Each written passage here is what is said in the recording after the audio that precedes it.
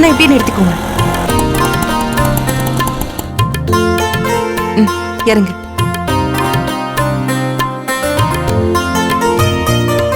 தம்பி auto pay பண்ணிடுங்க. எவ்வளவு பாச்சு? 100 ரூபாய். ஏய் அன்னைக்கு கணக்கு கொடுக்கணும், நீ பாட்டுக்கு வாங்கிட்ட. அவ ₹1,00,000 கொடுத்துட்டா கணக்கு சொல்லணும். வாயா வினோ, நெல்ல. இத பாரு, நீ பாட்டுக்கு முன்ன போய் எதுவும் பேசிட்டு இருக்காத. நீ கொஞ்சம் பொறுமையா இரு, புரியுதா? நானும் இவரும் எப்படி பக்குவமா பேசணுமோ அப்படி பேசிக்கிறோம். அத்தை எங்களை நம்பி பொறுப்பை ஒப்படைச்சிருக்காங்க, அதை நாங்க நல்லபடியா செய்யணும்ல. ஏய் அவங்களுக்கு தெரியாதா எப்படி பேசணும்னு? நாம 2 பேரும் சும்மா தான் கூட வந்திருக்கோம், புரியுதா? அது எனக்கும் தெரியும். வாய்ப்பு கிடைக்கிறப்ப உள்ள புகுந்து நம்ம விளையாடிடணும், சரியா? நான் உன்னை கேட்கணும்னு நினைச்சேன். என்ன பட்டு வெட்டி சட்டை போடக்கூடாதுன்னு சொல்லிட்டு நீ மட்டும் புது டீ கடை பாய்லர் மாதிரி பல பட்டு சேலை கட்டிட்டு வந்திருக்க. இந்த புடவை உனக்கு ரொம்ப நல்லா இருக்கு. யோ சும்மா, பொம்பளைங்கன்னா இப்படிதான் இருப்பாங்க, சரியா? ஒரு நல்ல புடவை கட்டலனா மண்டையே வெடிச்சிரும். இதெல்லாம் உனக்கு என்ன புரிய போகுது? கொஞ்சம் சீக்கிரமா வாங்கல, அவங்க நமக்காக வெயிட் பண்ண போறாங்க. இப்ப என்ன வெயிட் பண்ணா என்ன குறைஞ்ச போயிடுவாங்க? இன்னைக்கு இருக்கிற நிலைமைக்கு அவன் பொண்ணு கிடைக்கிறதுக்கு பொண்ணு வீட்டு வாசல்லையே கடையா கிடக்குறாங்க. நீ வாயா, இவன் நம்ம ஓவரா குதிக்கிறா. இதுக்குதான் நம்ம 2 பேர் மட்டும் வரலான்னு சொன்னோம். எங்க கேட்ட? நீ வா.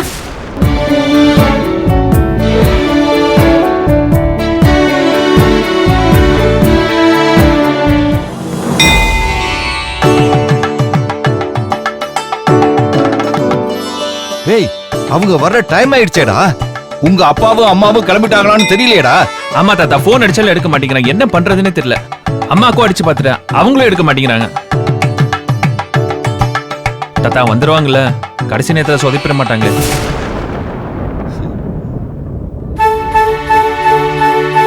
டேய் வந்துட்டாங்கடா. யார தாத்தா? அப்பா அம்மா வந்துட்டாங்களா? அவங்க இல்லடா, இவங்க. தாத்தா இப்ப என்ன பண்றது தாத்தா? வா சமாளிப்போம். பல சிக்கல்களை தாண்டி தானே இந்த இடத்துக்கே வந்திருக்கோம்.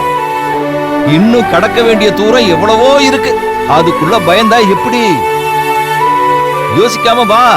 சரி தாத்தா. வணக்கமா வணக்கமா, வாங்க வாங்க. வணக்கம் வணக்கம் வணக்கம் வணக்கம். என்ன இவங்க மட்டும் இருக்காங்க?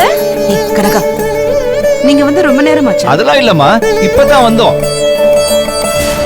சரி, நாங்க வர்றதெல்லாம் இருக்கட்டும். என்ன பெருசும் சிறுசு மட்டும் தனியா இருக்கீங்க? இந்த அம்மா ரொம்ப கிராஸ் கேள்வி கேட்குமே. முக்கியமா வர வேண்டியவங்களே இந்த பையனோட அப்பாவும் அம்மாவும் தான். அவங்க தானே முன்ன வந்து பேச வேண்டியவங்க. அவங்க யாரும் இங்க வரலையா?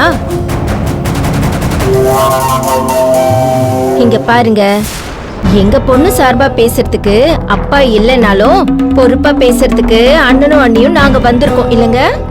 இல்லம்மா, அவங்களுக்கு ஒரு சின்ன வேலை, அதான் எங்களை முன்னாடி போக சொல்லிட்டு உங்க பின்னாடியே வாரேன்னு சொல்லிட்டாங்க. இப்ப வந்துருவாங்கம்மா. இதை விட அப்படி என்னங்க முக்கியமான வேலை? எனக்கு ஏதோ இந்த பதில் ஏதோ சரியா படலையே. ஒரே விஷயத்துக்கு ஒரே வீட்ல இருந்து தான் வரீங்க.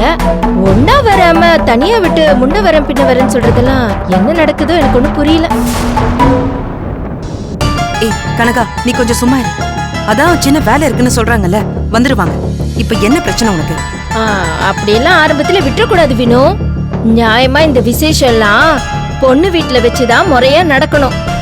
சரி, இவங்க ஏதோ வசதியானவங்கன்னு நாம கொஞ்சம் இறங்கி வரலான்னு பார்த்தா ஒரேடியா தலைமையில ஏறி உட்காந்துக்கிட்டா எப்படி? எதுக்கு சம்பந்தமே இல்லாம கோவப்பட்டு இருக்க? இத பாரு வினோ, சம்பந்தம் வைக்க போறவங்க கிட்ட சம்பந்தமான விஷயத்த பத்தி தான் பேசிட்டு இருக்கேன். உனக்கு எதுவும் தெரியாது, நீ எப்ப பார்த்தாலும் வில்லந்தையாவே இரு. இத பாரு, இதெல்லாம் ஆரம்பத்திலே நம்ம பேசிடணும். நாம இப்படிதான்னு தெரிஞ்சாதான் அடுத்த தடவை இவங்களும் சரியா நடந்துக்குவாங்க. இல்லனா நம்ம ஒண்ணுத்துக்குமே இல்லாதவங்கன்னு மதிக்காமலே போயிடுவாங்க. நீ கொஞ்ச நேரம் அமைதியா இரு. ஐயா, இவ சொல்றது எதுவும் பெருசா எடுத்துக்காதீங்க. அவங்க ஒண்ணு தப்பா பேசலையம்மா. அவங்க மனசுக்குள்ள உள்ளத சரியா தான் சொல்றாங்க.